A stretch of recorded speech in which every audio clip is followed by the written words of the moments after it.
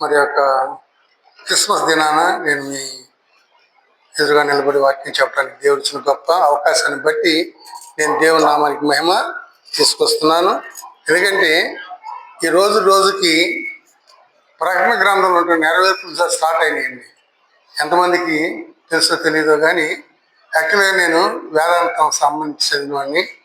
యాక్చువల్గా నాకు ఈ బైబిల్ పాస్టర్ గారి లాగా నాకు చెప్పడం రాదు. కానీ మార్నింగ్ మా మిస్సెస్ ఏమన్నారంటే, మీరు పరిశుద్ధ గ్రంథాన్ని పట్టుకొని పరిశుద్ధ గ్రంథంలో ఉన్నది చెప్పండి, మీ వేదాంతపరమైనటువంటి బోధ చెయ్యొద్దు అని అన్నప్పుడు లిటరల్లీ కన్ఫ్యూజ్ లాట్. ఎందుకంటే అనేక సంవత్సరాల నుంచి నేను వేదాంత పరంగా వాక్యాన్ని నేను ఏదైనా కేవలం పరిశుద్ధ గ్రంథాన్ని మాత్రమే మరి చూస్తూ పరిశుద్ధ గ్రంథంలో ఉన్నటువంటి వాక్యాన్ని చెప్పడం అనేది కొంచెం కష్టం కదండి. అవునా కదా, కష్టమే కదా. కానీ దేవుని పరిశుద్ధాత్మ దేవుడు మనకు నడిపింపుంటే ప్రతిదీ సాధ్యమే. ఇది క్రిస్మస్ అనేది ప్రపంచ దేశాల్లో అనేక దేశాలు యేసు ప్రభు వారి జన్మదినాన్ని జరుపుకుంటున్నాయి. అదే సమయంలో అనేక మంది యేసు ప్రభుని మరి నిజమైన దేవుడుగా లేకపోతే అసలు దేవుడే కాదు ఆయన పుట్టలేదన్నటువంటి తార్కికవాదం కూడా ఈ భూమి మీద ఉన్నది. ఇవాళ కావాలని ఈనాడు పేపర్ చదివాను. ఈనాడు పేపర్ ఎలా రాస్తాడని. ఎందుకంటే రాజశేఖర రెడ్డి గారు ఉన్నప్పుడు రాసిన విధానానికి ఇప్పుడు విధానానికి చాలా వ్యత్యాసం ఉన్నది. అంటే మనుషులు మా నాయకులను బట్టి రాసే విధానం మారుతుంది. కానీ పరిశుద్ధ గ్రంథం నాయకులను బట్టి కానీ తరాలను బట్టి కానీ జనరేషన్ బట్టి కానీ ఇది మార్పు లేని గ్రంథము. మన తరాలు గతించిపోయినా కానీ దేవుని యొక్క వాక్యము నశించి పోదు. కాబట్టి ఈ క్రిస్మస్ అనేది మనం గమనించినప్పుడు ఎందుకు చేసుకోవాలి అంటే మరి లేఖనాన్ని మనం గమనించినప్పుడు నిజంగా మరి లూకా సువార్త 2:1-2 గమనించినప్పుడు యేసు ప్రభు పుట్టుకను గురించి మనం ఆలోచించినప్పుడు యేసు ప్రభు వారు ఆ దినాల్లో సర్వలోకమునకు రాయాలని ప్రజాసంఖ్య రాయాలని కైసరు అగస్తైన ఉన్న ఆజ్ఞ, ఆ సంఖ్య రాయటానికి మరి ప్రారంభించారు. కాబట్టి వారు ఏం చేశారంటే మరి యేసు ప్రభు వారు తల్లి గారు మరియమ్మ 4 మాసాలు మోస్తున్నప్పుడు ఆ మరియమ్మను తీసుకొని యేసేపు ఏం చేశాడు, మరి యేసేపు ఎక్కడి నుంచి వచ్చాడంటే దావీదు వంశంలో నుంచి పుట్టినవాడు. అంటే లేఖనాల్లో ఎంత స్పష్టంగా ఉన్నది, రాబోయేటువంటి రక్షకుడు ఎవరి నుంచి రావాలి, దావీదు వంశం నుంచి రావాలంటే ఆ మాట ఉన్నది. కాబట్టి ఆయన మనం గమనించినప్పుడు ఆ వంశానుపరంగా యేసేపుని ఎన్నుకున్నాడు. యేసేపు మరి మరియమ్మ తీసుకొని మరి బెత్లెహేముకు రావడం అనేది జరిగింది. ఎందుకంటే నజరేతు నుంచి నజరేతు నుంచి బెత్లెహేముకు రావడం అనేది జరిగింది. లేఖనాలు మనం గమనిస్తే మరి ఎప్పట్లో బెత్లెహేమ ఎంతమంది చిన్నదాన్ని కాదు అని చెప్పి వాక్యం ఎంత స్పష్టంగా చెప్పబడుతుంది. అంటే ఎందుకు పనికిరాని గ్రామంలో ఆ గ్రామంలో యేసుప్రభు ఎన్నుకున్నారు. ఒక రకంగా చెప్పాలంటే ఈ లోకం దృష్టిలో మనం అనేకులు ఏదైనా పనికొస్తామా? లోకం దృష్టిలో పనికిరాం. కానీ దేవుడు ఏం చేశాడు, పనికిరాని వారిని, అంటరాని వారిని, లోకం దూషించే వారిని ఆయన ఎన్నుకున్నాడు. ఆయన జన్మే ఒక గొప్ప మరి ఏం చెప్పండి అద్భుతమైనటువంటి సాక్ష్యము. కలుగును గాక అన్నటువంటి దేవుడు, ఆ దేవాటి దేవుడు అనేక మంది పాత నిబంధన కొత్త నిబంధన కొట్టుకుంటూ ఉంటారు, కొట్టుకు చస్తూ ఉంటారు. కానీ చావాల్సిన పని లేదండి. ఆదికాండం 1వ అధ్యాయం చదివితే ఆయన ముందే అన్నాడు, మన మానవుని నిర్మించుదము అంటే తండ్రి కుమార పరిశుద్ధాత్మ దేవుడు అప్పుడే నిర్ణయించి చేశారు. కాబట్టి యేసుప్రభు ఎక్కడి నుంచో రాలేదండి.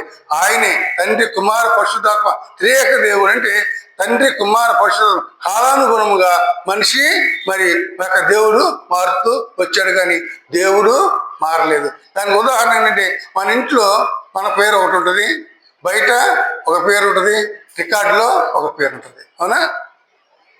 రికార్డులో పేరు ఎంతమంది తెలుసు? మనం ఆ ఇంటి పక్కన జ్ఞానప్రకాష్ గారిని, ఆయన చర్చికి మంచి విశ్వాసి, నా దగ్గరికి వచ్చి బాబు నీ పేరు చెప్పాను. అదేంటి సార్ నా పేరు చెప్పడం ఏంటంటే, మీ ముద్దు పేరు తెలుసు కానీ నీ అసలు పేరు తెలియదయ్యా. అంటే దగ్గరగా ఒక 40 సంవత్సరాల నుంచి మేము ఒకరికొకరం తెలుసు, పరిచయం చేసుకుంటాం, పలకరిస్తూ ఉంటాం. కానీ నా అసలు పేరు ఆయన తెలీదు. ఆయన కుమారుడు యొక్క మరి పెళ్లి కార్డు ఇవ్వడానికి వచ్చాడు కాబట్టి, బాబు నీ అసలు పేరు చెప్పు. ఇక అందరికి నీ ఇంట్లో పేరు తెలుసు, ముద్దుగా పిలిచేది, అసలు పేరు తెలియదు. నేను చెప్తే ఆయన పేరుందా నీకు అని అడిగాడు. అలాగే ఒకే వ్యక్తిని అనేక రకాలుగా పిలువబడతాను. ఇంట్లో ఒక రకంగా పిలువబడతాను, మరి బయట ఒక రకంగా పిలువబడతాను, పని చేసే చోట ఒకరిగా పడతాను. కానీ ఎవరన్నా వ్యక్తిని ఒకరిని, అంటే తండ్రి కుమార పరిశుద్ధాత్మ దేవుడు ఏకమైనటువంటి సాక్ష్యానికి ఇదే రోజు. కాబట్టి ఆయన ఆది దంపతులకు ఇచ్చిన వాగ్దానాన్ని నెరవేర్చడానికి ఈ దినాన ఈ భూలోకానికి యేసుప్రభువు వారు కన్యక గర్భాన పుట్టడం అనేది జరిగింది. అనేక మంది కన్యక గర్భం గురించి అనేక రకాలుగా అంటారు, కానీ ఎవరి గ్రంథాలు చదువుకుంటే అర్థం అవుతుంది. యేసుప్రభువు వారు కన్యక మరియ గర్భాన పుట్టాడు. చేప కడుపులో పుట్టారు కదా. చేప కడుపులో పుట్టినప్పుడు దేవుడిని నమ్మినప్పుడు కన్యక గర్భంలో పరిశుద్ధాత్మ దేవుడే తను తానే మరి గర్భం తల్లి గర్భంలోకి వచ్చి మరి ఈ లోక మానవుడిగా జన్మిస్తే నమ్మడానికి ఎందుకు నమ్మలేకపోతున్నాం? ఇక్కడ చాలా అద్భుతకరమైన విషయాలు జరుగుతున్నాయి. అంటే ఇది మానవునికి అసాధ్యమైనది, దేవునికి అసాధ్యమైనది ఏమీ లేదు. నిజంగా ఆ మరియమ్మ దగ్గరికి దేవదూత వచ్చినప్పుడు దేవదూత అంటే, ఓ మరియా నువ్వు ధన్యురాలివి, నీ కడుపున పరిశుద్ధాత్మ దేవుడు నిన్ను విధించి నీకు కుమారుడు నీకు గర్భం దర్శనం అన్నప్పుడు భయపడిందా? నిజంగా మరియమ్మ పెరిగినటువంటి వాతావరణం మనం గమనిస్తే, she born and brought up in what you call వెనకబడిన తరగతులకు ఈ లోకాన్ని ఇస్తుంటారు కదా, అలాంటి ప్రాంతంలో పెరిగిన ఆవిడ. ఒకరగా చెప్పాలంటే పట్టణంలో కాదు, కానీ పట్టణంలో చిన్న మురికి వాడలో పెరిగినటువంటి ఆవిడను దేవుడు, అందరూ శాస్త్రులు జ్ఞానులు వీళ్ళంతా చెప్తున్నట్టే రాజైనటువంటి లోక రక్షకుడు ఒక రాజుగారికో పుడతాడు అనుకుంటే ఈయన ఎక్కడ మొదలు ఎన్నుకున్నాడు? ఒక మురికి ప్రాంతములో నివసించేటువంటి ఆ మరియమ్మను ఎన్నుకున్నాడు. ఎందుకు ఎన్నుకున్నాడంటే, God will see your faith, not your economical health. గుర్తుపెట్టుకోండి, నీకున్నటువంటి ధనధాన్యాన్ని బట్టి, నీకున్నటువంటి వస్త్రప్రాన్ని బట్టి, నీకున్నటువంటి అనేక పదవులను బట్టి God never choose. He will choose the right person in right place according to his will, not our will. మరియమ్మని ఎన్నుకోవడానికి అనేక కారణాలు ఉన్నాయి. ఎందుకంటే ఆవిడ ఒంటరిగా తన జీవితాన్ని పరిశుద్ధురాలుగా జీవిస్తున్నది. ఆ ప్రాంతం అంతా మరి అనేక మందికి అసహ్యకరమైనది. ఎవరు ఆ ఏరియా ఉన్నటువంటి మరియమ్మ ప్రాంతం ఆడపిల్లలను చేసుకుంటానికి ఏ యూదుడు ఇష్టపడడు. కానీ దేవుని ప్రణాళికను ఎవడు మార్చలేడండి. కాబట్టి మరియమ్మ ప్రార్థన పరురాలు ఎప్పుడైతే దేవతతో చెప్పిందో భయపడిందా? అయ్యా అమ్మా, నేను మగ పురుషుని ఎరుగున దానినే, నేను ఎలా గర్భానంటే అది దేవుడు చేసే పని అన్నప్పుడు దేవుని స్తుతించిందే కానీ భయపడి నాకెందుకు అన్నదా? That is the faith. ఈరోజు నువ్వు నిజంగా యేసుక్రీస్తుని నమ్మి విశ్వసించుంటే నువ్వు ఎటువంటి పరిస్థితుల్లో ఉన్నా కూడా నువ్వు భయపడవు. ఎందుకంటే దేవుడు ఏమన్నాడు? నేను నీకు తోడుగా ఉన్నాను అన్నాడు. ఆయన వచ్చింది ఎందుకంటే ఇమ్మాన్యుయేల్ అంటే దేవుడు నీకు తోడుగా ఉంటాడని అర్థం. అలాంటి దేవదేవుడు లోకరక్షకుడు ఇది నాకు జన్మించి నీకు తోడుగా ఉంటే ఫియర్. వాయుమండల అధిపతి అనేక రకాలైనటువంటి ఆటంకాలు కలుగు చేస్తూ ఉంటుంది, కానీ ఈ షుడ్ నాట్ బాదర్ అబౌట్. నిజంగా మరియమ్మ జీవితాన్ని చెప్పుకుంటే ఆ మరియమ్మని ఒకవేళ నిజంగా నేను మరి పరలోకానికి వెళ్తే ఆ మరియమ్మ చూడాలనుకుంటా. ఎంత విధేయత! అనాథగా ఉండి కూడా దేవుని విశ్వసించింది కాబట్టి దేవుడు ఆమెను ఎన్నుకున్నాడు. అనేక వేల కోట్ల మంది ప్రజలున్నా కూడా ఆయన నిన్ను ఎన్నుకున్నాడు, నన్ను ఎన్నుకున్నాడు. దానికి కారణం ఏంటంటే మరి మా 10 మంది గుంపులు గోవిందులా కాదు, కానీ మనల్ని ఆయన ప్రత్యేకించి ఏర్పాటు చేసుకున్నాడు. కాబట్టి లేఖనంలో చెప్తుంది, నీ తల్లి గర్భమందే నేను నిర్మించిన వాడను, నీ తల్లి గర్భమందే నేను ఎన్నుకున్నవాడు. ప్రతి ఒక్కరు యేసు ప్రభు నా దేవుడు అంటే అవదండి. అబద్ధ సాక్షి ఎంతమంది ఉంటారు. ఏదైనా అబద్ధ సాక్షులే కాదు కానీ అబద్ధ మరి దేవుని జైలని చెప్పి దెయ్యపు జనులు కూడా ఉన్నారు. ఎంత చక్కగా దేవుని వాక్యం చెబుతారంటే ఆ వాక్యంలో ఆత్మీయత లేదు, ఆ వాక్యంలో దేవుని నడిపింపు లేదు, ఆ వాక్యంలో లోక సంబంధమైన ఆకర్షణ, లోక సంబంధమైన పనులే తప్ప, లోక సంబంధమైన మాటలే తప్ప ఆత్మీయంగా ఎంతవరకు నిన్ను ఎదిగింపజేస్తున్నది. నువ్వు వెళ్ళే సంఘంలో నువ్వు ఎదగలుగుతున్నావా? మరియమ్మ మనం చూసినప్పుడు మరియమ్మ దేవదూత దగ్గర నేను ధన్యురాలని చెప్పి ప్రార్థించింది. అదే సమయంలో మరి ఎంతో చక్కటి మరి వాక్యాన్ని మనం గమనించినప్పుడు మరియమ్మ మరి ప్రార్థన చేస్తూ దేవుని నామానికి ఏదైనా ఎదుర్కొంటే ఇష్టపడింది తప్ప ఎన్ని మాటలు పడిందో కదా, ఎన్ని అవమానాలు పడిందో కదా. ఎప్పుడైతే నెలల దగ్గర పడతాయో ఏసేపు వాళ్ళు ఇచ్చాడు, ఎందుకు నాకు ఇక పెళ్ళి అవ్వలేదు, పెళ్ళి అవ్వడంతో నేను ఎందుకు మళ్ళీ ఇంట్లో తలనెప్పి వదిలేద్దాం అనుకుంటాను కదా. కానీ దేవుని దూత ఏసేపుకు కానీ పని ఏం చెప్పింది, ఓ ఏసేపు ఓ పిచ్చోడా, మరియమ్మ గర్భంలో ఉన్నది లోక రక్షకుడయ్యా, దేవుడే వస్తున్నాడు, నీవెందుకు భయపడాలప్పుడు ధైర్యంగా మరియమ్మను తీసుకొని ఏసేపు బెత్లెహేము రావడం జరిగింది. ప్రజా సంఖ్యలో లిఖించబడటానికి వచ్చాడు. వచ్చినప్పుడు ఆ ప్రజా సంఖ్యలో వచ్చినప్పుడు అందరూ ఒకేసారి ఉంటే దొరుకుతాయండి, రూములు దొరుకుతాయా, గదులు దొరుకుతాయా? చిన్న పట్టణంలో, చిన్న గ్రామాల దానిలో అనేక మంది మరి యూదులందరూ ఇతర దేశాలు ఉన్నటువంటి యూదులందరూ అక్కడికి వచ్చారు. వారి జాతి ప్రకారం, వారి వంశ ప్రకారం లిఖించుకుని వచ్చిన స్థలము కరువైనది. చూస్తే నవమాసాలు నిండుతని ఏ క్షణాన కనుతో కూడా తెలియదు. నిజంగా మానవుడుగా పుట్టిన ఏ మనిషికి ఇటువంటి దుస్థితి రాకూడదు. కానీ రావటానికి కారణం యేసుప్రభువు అంత దుస్థితిలో కూడా you should not leave your faith. నీ ఎకనామికల్ బ్యాక్గ్రౌండ్ ప్రాబ్లం రావచ్చు, నీ ఆర్థిక ఇబ్బంది రావచ్చు, నీ శరీర ఇబ్బంది పెట్టవచ్చు, నీ కుటుంబ ఇబ్బంది పెట్టచ్చు, కానీ don't make your faith to lose. దేవుడు చెప్పిన మాటకు యేసేపు కట్టుబడ్డాడు తప్ప వ్యతిరేకించలా. ఎందుకంటే అది దేవుని వాక్కు, దేవుని వాక్కు, దేవుని స్వరం ముందు ఎవడు ఎందుకు పనికిరాడు. Once God decides, no one can change. Once God calls you, no one can make you to get out from the call of God. నిజంగా ఆ మరియమ్మ తీసుకొని యేసేపు అన్ని తిరుగుకుంటాడు. ఒక పక్కన ఇప్పుడు కొన్ని నొప్పి వస్తూ ఉంటుంది, ఇప్పుడు కణాలు తెలియని పరిస్థితులు ఎక్కడ ఆఖరికి పశువుల శాలలో చిన్న చోటు దొరికితే అక్కడ మరియమ్మ ఏం చేస్తుంది, ప్రసవించి దైవకుమారుణ్ణి.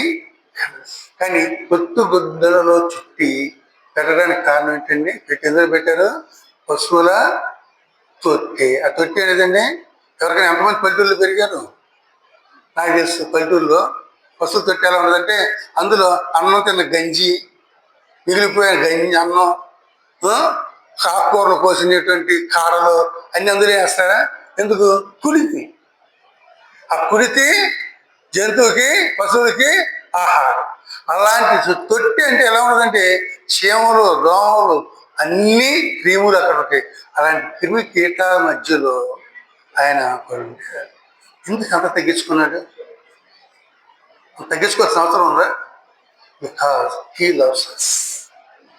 ఆయన తగ్గింపు, యేసు క్రీస్తుని నమ్మినటువంటి విశ్వసించిన బిడ్డలు ఎంత గొప్పవాళ్ళకున్నా కూడా తగ్గింపు స్వభావం అనేది ఉండాలి. ఆయన తగ్గించుకున్న తగ్గింపు స్వభావం ఈ మానవుడికి ఎవడు, ఈ లోకం ఎవడు లేడు. అయితే శుభవార్తని ఎవరికి చెప్పారండి దేవుడు? రాజులకు చెప్పాడా? ఎవరికి చెప్పాడు? చెప్పాలి. ముందు శుభవార్త ఎవరున్నారు? గొల్లలు. ఎందుకని గొల్లలు అన్నారు? ఎవరైనా తెలుసా? గొల్లలే ఎందుకన్నారు?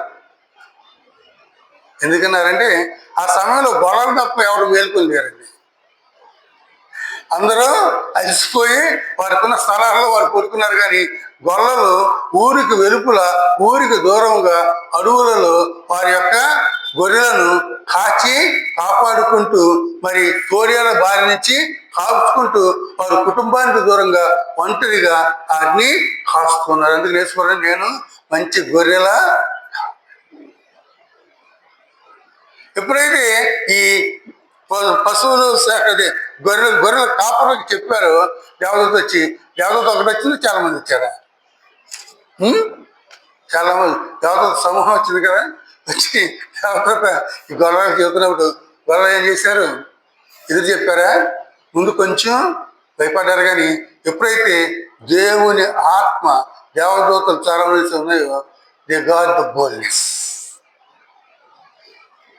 ఒక పామరులు పాండిత్యం చదివినటువంటి గొర్రెల కాపరులు ఎప్పుడైతే దేవుని దూత యొక్క వెలుగుని వారిని కమ్ముకున్నదో వారిని ఎక్కలేని ధైర్యం వచ్చింది. ధైర్యం వచ్చేవాడు ఏం చేశారు? గొర్రెలను విడిచిపెట్టి, వాళ్ళ పని ఏంటి? గొర్రెలను కాసి ఉండాలి. వారు అధికారులు కాదు, పనివారు. కాబట్టి ఆ పని వదిలిపెట్టేస్తే ఆ యజమాని ఒప్పుకుంటారా? నానా కష్టాలు పెడతాడు, ఇబ్బందులు పెడతాడు. కానీ భయపడ్డారా? భయపడ్డా. ఎందుకంటే దేవుని ఇంత వచ్చినటువంటి స్వరం కాబట్టి వాళ్ళు చక్కగా అందరూ కలిసి చూద్దాం పదా, మనం వెళ్ళి అక్కడ చూద్దామని చెప్పి చూసి వెళ్ళిపోయారా? ప్రయత్నం చేశారు. చూసి వెళ్ళిపోయారా? తిరిగి పనిచేయడానికి దేవుని నామాన్ని ప్రయత్నం చేశారా? అక్కడ వాక్యాన్ని చదివితే వారు చేతున్న వృత్తిని వారు విడిచిపెట్టి దేవునిని కళ్ళారా చూసినప్పుడు ఆ సంతోషాన్ని వారు ఏం చేశారు? సువార్త ప్రకటించారు. ఇది మీరు చాలా జాగ్రత్తగా గమనించాల్సి వస్తుంది. సువార్త ప్రకటించారంటే రోడ్డు మీదకి వెళ్ళి వాళ్ళకి చెప్పడం కాదు. వారికి ఉన్నది వాళ్ళు కూర్చుని చెప్పారు ఆ కాలంలో. కానీ నువ్వు ఒక క్రైస్తవులుగా దేవుని నమ్మిన బిడ్డగా నువ్వు ఏ ఉద్యోగంలో ఉన్నా, ఏ వృత్తిలో ఉన్నా, నువ్వేదో యేసు ప్రభుని నమ్ము పాపాలు క్షమిస్తాడు అని చెప్పాల్సిన పని లేదు. నీవు యేసు ప్రభు యొక్క అడుగు జాడల్లో నువ్వు నడిస్తే ఇతరులే నిన్ను గుర్తుపట్టాడు. ఇతరులు నీళ్ళు గుర్తించాలంటే యేసు ప్రభువులో మనకి ఏం చెప్పారండి? నిన్ను వలే నీ పొరుగువాన్ని ప్రేమించున్నాడు. నీ పొరుగువాన్ని ప్రేమించిన ఎంత కారణం తెలుసా? అది నీ కొలపలు కాకపోవచ్చు, నీ మతంలో కాకపోవచ్చు, నీ సొంతం కాకపోవచ్చు, పరాయబడినప్పుడు కూడా you must show the love of God to them. ఈ కాపరులు ఎంత గొప్ప సేవ చేశారంటే వాళ్ళు పునాదింది. కనపడిన వాళ్ళందరికీ ఇదిగో మేము దేవదూత మాకు చెప్పింది, ఒకటి చెప్తే అబద్ధం, కానీ 10-20 మంది చెప్తే అది అబద్ధం కాదు కదా. వాళ్ళ దగ్గర నూనె ఏం చిన్న గొర్రె పిల్లల సంఘాలు పెట్టుకొని పసిపిల్లల్ని తీసుకొచ్చి అక్కడ పెట్టేస్తారు. అంటే దేవుని సన్నిధానానికి వచ్చినప్పుడు ఏదైనా దేవునికి ఎవరైనా మనస్సు నిజంగా వాడాలంటే గొప్ప మనస్సు మనలో ఉన్నదండి. కానీ వారు సంతోషంగా సువార్త చాటుకు తిరిగి వారి పనికెళ్ళలేదు, కానీ దేవుని నామానికి మహిమ తీసుకొస్తూ ఈ లోకంలో ముందుకి వెళ్ళారు. ఎప్పుడైతే ఇదే సమయంలో మనం గమనించినప్పుడు ఇంకెవరు వచ్చారు? ఫీల్డ్కి జ్ఞానం వచ్చారు కదా. జ్ఞానం ఏం చేశారు? వారు చదివిన గ్రంథాలను బట్టి మరి వీళ్ళంతా రాజు దగ్గరికి వెళ్ళి, హేరోదు రాజు దగ్గరికి వెళ్ళి ఏం చేశారు? ఆయా యూదుల రాజు ఎక్కడ పుట్టాడు? మరి నీ వంశంలో పుట్టాలి, యోధ వంశంలో పుట్టాలి, రాజుగా పుట్టాలి. ఎక్కడ పుట్టాడంటే హేరోదు మంచి తెలుగు కదండి. ఈనాడు క్రైస్తవ కంటే క్రైస్తవత తెలుగు మనకు ఉండదు. ఏదో చెప్పిన మాటని మీరు జాగ్రత్తగా చదివితే ఎలా ఉండదంటే, మీరు వెళ్ళి ఆ శిశువుని చూచి నాకు వచ్చి చెప్పండి, నేను కూడా వెళ్ళి ఆయన్ని పూజిస్తామా. ఎంత చక్కగా ఉన్నదండి. సాతాను ఇలాంటి అబద్ధమైన మాటలే చెప్పేది. ఎందుకంటే పూజించడం కాదు, యేసు ప్రభువుని చంపాలని ఉద్దేశం అనుకోండి. నేను రాజు కొనుక్కో, రాజు కొనడం యూదుల మీద నేనే రాజుని, సమస్త లోకానికి నేనే ఒక రాజుగా ఉంటే నేను కాకుండా కూడా పుట్టమనే ఉద్దేశంతో చెప్పేదని చెప్పాడు. మీరు వెళ్ళి చూచి మళ్ళీ నా దగ్గరికి రండి, నేను వెళ్ళి పూజిస్తాను అన్నప్పుడు జ్ఞానం నమ్మారు, నమ్మలేదు. నమ్మి బయటకు వచ్చి రాగానే ఏం చేసింది? తోక చుక్కను చూశారు. తోక చుక్క ఏం చేసిన వాళ్ళని యేసుప్రభువుల చోటకి తీసుకు ఎలాగా చూడగానే ఏం చేశారు? సంతోషం ఎక్కడి నుంచి వచ్చారో మనకు తెలియదు, కానీ సంతోషంతో వాటి ఇచ్చిన బంగారము మరి వెండి గోళాన్ని తీసుకొచ్చి సమర్పించి తిరిగి ఎక్కడికి వెళ్తున్నారు? రాజు దగ్గరికి వెళ్ళాలనుకుంటే ఏమిటో వద్దు, మీరు మీ వస్తారు చెప్పారు. ఎప్పుడైతే వాళ్ళు వెళ్ళిపోయారు, రాజు కోపం వచ్చినా లేదా. తర్వాత యేసుప్రభు వారి మరి పెరుగుదల గమనిస్తే ఎన్నిసార్లు యేసుప్రభు వారి చంపడానికి ప్రయత్నించాలి. అంటే నిజమైనటువంటి క్రైస్తవుని లోకం ఎప్పటికప్పుడు చంపాలని చూస్తుందండి.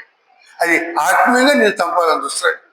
ఆర్థికంగా నేను చంపలేదు, ఆత్మీయంగా నిన్ను చంపగలదు. ఎందుకంటే ఆర్థికంగా చంపడానికి నీ నుంచి కొనగొడడానికి ఏమీ నా దగ్గర ఉండదు. కానీ ఆత్మీయత దానికి అవసరం. ఎప్పుడైనా సరే దేవుని ఎదగలిగినప్పుడు, దేవుని ఆశీర్వాదాలు కావాలనుకున్నప్పుడు, దేవుని ఇచ్చేటువంటి ఆ యొక్క శక్తిని పొందగలుగుతున్నప్పుడు సాతాను అది ఎలా చేయదు. ఎప్పుడైతే ఈ యొక్క జ్ఞానాలు వెళ్ళిపోయారో రాజుకి పాపం వచ్చింది, తేలిపోయాలని చేస్తున్నారు. కానీ దేవుడు ఈ లోకానికి రావడానికి కారణం ఏంటనేది యోహాను సువార్త 1వ అధ్యాయం చక్కగా చెప్పదు. ఆది యందు దేవుని వాక్యమేను, ఆ వాక్యమే దేవుడేను, ఆ వాక్యమే ఈ లోకానికి శరీరధారే వచ్చినది. ఆయన ఈ లోకానికి వచ్చాడు కానీ ఎవరు ఆయన్ని పట్టించుకోవాలి, గుర్తించలేకపోయారు. దినాన అనేక మంది, అనేక శాస్త్రవేత్తలు, పెద్ద చదువుకున్న వాళ్ళు why Jesus Christ born they cannot understand, but where the small what you call electives can understand Jesus Christ. జ్ఞానులు వారి కన్నా జ్ఞానానుసారంగా వచ్చారు, అజ్ఞానులు అయిపోయినా కూడా దేవుడు నడిపించాడు. కానీ గొల్లలు వారికి జ్ఞానం లేదు, కానీ వారి కొన్ని వస్తువులు దాచుకుంటూ వారికి. కానీ అలాంటి వారు ఎప్పుడైతే వార్త విన్నారు, స్వరాన్ని విన్నారు, వార్త విన్నారు, వచ్చి హృదయశుద్ధిగా దేవుని స్తుతించి దేవుని నామానికి మహిమ తెచ్చారు. క్రైస్తవురాలుగా నీవు నేనేం చేస్తున్నాను? వాక్యం మన యొద్ద ఉన్నది. ఆ వాక్యమే సజీవులుగా శరీరధారిగా మన మధ్య నివసించారు. అందుకని మరి బాప్టిస్ట్ ఉత్సాహాన్ని చక్కగా చెప్తాడు. సర్ప సంతానం జరుగుతుంది. చిన్నప్పుడు ఎవరైనా చెప్పగలిగారా? ఆయన ఎదురు తిరగలిగారా? ఎందుకంటే నీవు యేసు ప్రభువుని నమ్మావంటే ఆయన లోకానికి వచ్చింది సర్వలోకాన్ని రక్షించడానికి వచ్చాడు. నీవు ఒక్కడనే కాదండి. కాబట్టి నీవు చేయాల్సిన పని ఏంటంటే, నువ్వు చేయాల్సిన పని నేను స్వార్థాటించమని నేను చెప్పను, కానీ నీవు క్రీస్తుని కలిగి జీవించు, క్రీస్తు ప్రేమను కలిగి జీవించు. నిన్ను ఎప్పుడైతే ఎక్కువ ఇబ్బంది పెడతారో ఆ ఇబ్బంది పెట్టిన గురించి ప్రార్థించి చేసినప్పుడు దేవుడు నీ జీవితంలో అద్భుత కార్యాలు చేస్తాడు. నేను మొన్న ఒక చిన్న యాడ్లైన్ చూసాను. కృష్ణ యాడ్, ఒక చిన్న పక్షి ఉన్నది ఎడారిలో. ఈ లోపల ఒక పావురం ఎగురుతూ ఆ పక్షి దగ్గర ఆగింది. ఆగినప్పుడు ఈ పక్షి ఏముంటుందంటే, చిన్న పక్షి, పౌరమా నువ్వు ఎక్కడికి వెళ్తున్నావు అండి. అంటే పావురం ఏం చెప్పిందంటే, నేను పరలోకం వెళ్తున్నాను అన్నాను. అదైతే ఒక పంచి, దేవుడు నాకు ఇంటికి ఎడారిలో ఎండిన భూమి మీద నేను ఒక్క ఉన్నాను, ఏం చేయట్లేదు, నాకు ఈకలు కూడా ఊడిపోతున్నాయి, రేపు ఎల్లుండి ఆహారం లేకుండా చనిపోతానేమో, కాబట్టి దేవుణ్ణి అడుగు అని అంటే, ఎప్పుడైతే ఈ పావురం పరలోకి వెళ్తుందో అది దేవదూత కనపడిందంట. దేవదూత కనపడగానే మనం మర్చిపోతానని చెప్పి పావురం అడిగిందంట. ఇదిగో పలానా తోట ఒక్క పక్షి ఉన్నది, మొత్తం ఎడారి, తాగటానికి నీళ్ళు లేవు, తింటానికి తినలేదు, మరి ఏంటి పరిస్థితి అంటే ఆ దేవదూత అందంట, 10 సంవత్సరాలు ఇంకా అలా అనిపించాల్సిందని. 10 సంవత్సరాలు అలా అనిపించాల్సిందంటే తిరిగి మళ్ళీ ఇటు వచ్చేసినప్పుడు ఆ పక్షి దగ్గరికి వచ్చి, నువ్వు ఇంకా 10 ఏళ్ళు ఇలా ఉండాల్సిందే, దేవదూత చెప్పింది, నేనేం చేయలేనంటే అని వెళ్ళిపోయింది. వెళ్ళిపోయిన తర్వాత ఈ చిన్న పక్షి ఏం చేస్తుందంటే ప్రతిదానికి దేవుడు స్థితించడం మొదలెట్టింది. ప్రభా, నేను నాకు ఇచ్చినటువంటి బీరువును బట్టి వందనాలు. ప్రభా, నాకు తీయలేకుండా ఇంకా నేను సజీవురాలుగా ఉంచినందుకు వందనాలు. ప్రభా, నాకు జీవితం ఇచ్చినందుకు నీకు వందనాలప్పటికీ దేవుడు ఏం చేశాడంటే పచ్చని వర్షం రప్పించాడు, పచ్చని పైకి వచ్చింది, పక్క అనేక పక్షులు వచ్చినాయి, ఒక మంచి మరి వృక్షాలతో నిండిపోయి కలకల్లాడుతూ ఆహారం పళ్ళు నిండుగా ఉన్నటువంటి చెట్లతో ఉన్నది. అయితే తర్వాత కొంతకాలం మళ్ళా పావులు వచ్చి చూస్తే ఆశ్చర్యపోయిందంట, ఇదేంటి 10 సంవత్సరాలు అని చెప్పారు కదా దేవదూత, ఇదేంటి 10 సంవత్సరాలుగా సంవత్సరం తిరగకుండానే ఇంత అభివృద్ధి అని చెప్పి దేవదూత దగ్గరికి మళ్ళీ వెళ్ళిందంట. వెళ్ళి, అయ్యా నువ్వు నాకు చెప్పావు కదా, అదే మాట నాకు చెప్పాను, కానీ 10 సంవత్సరాలు కాదు, సంవత్సరం తిరగకుండానే ఏంటి ఇంత అభివృద్ధి అంటే దేవదూతనంట. ఆ పక్షి ప్రతిదాని విషయంలో కూడా దేవుని స్తుతించింది. దేవుని స్తుతించినప్పుడు దేవుడు పక్షిని వదిలిపెడతాడా? ఒక పక్షి విషయంలోనే దేవుడు అంత శ్రద్ధ వస్తే ఆయన స్వరూపంలో నిన్ను వదిలిపెడతాడా?